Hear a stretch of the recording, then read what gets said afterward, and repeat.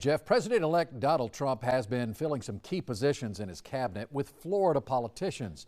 But the nomination of Congressman Matt Gaetz for Attorney General caught a lot of people by surprise.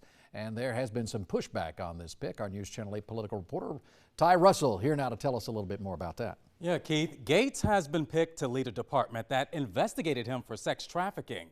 He also resigned from the House this week ahead of a vote on whether to release an ethics report over sexual misconduct allegations.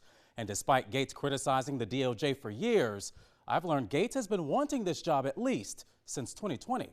Maybe I should serve as Attorney General of the United States. If necessary, I'd fire every little kicker at the J. Edgar Hoover building. 4 years later, Matt Gaetz is a step closer to being the head of a department that investigated him for sex trafficking allegations. So I think he's going to be ready to fight on day one there. So to be clear, do you feel like he's the best person for the job? What we need to do is put people like Congressman Gaetz in a position of power so they can investigate what went on. Florida GOP Chair Evan Power claims investigations into Gaetz and President-elect Trump were politically motivated. Gaetz was never charged. State Democratic Chair Nikki Fried is worried about the future of the DOJ. For the people of this nation, you will experience a type of chaos that comes with Matt Gaetz. A House Republican has similar comments. Mr. Gaetz breaks things to break things, and then once he breaks it even more.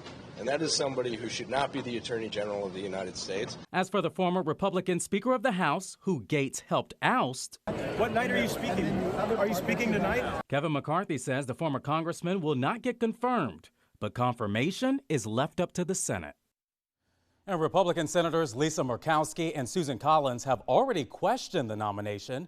Now, the Senate will have a Republican majority, and Gaetz cannot afford to lose more than 3 GOP votes. So how does Gaetz feel about the DOJ?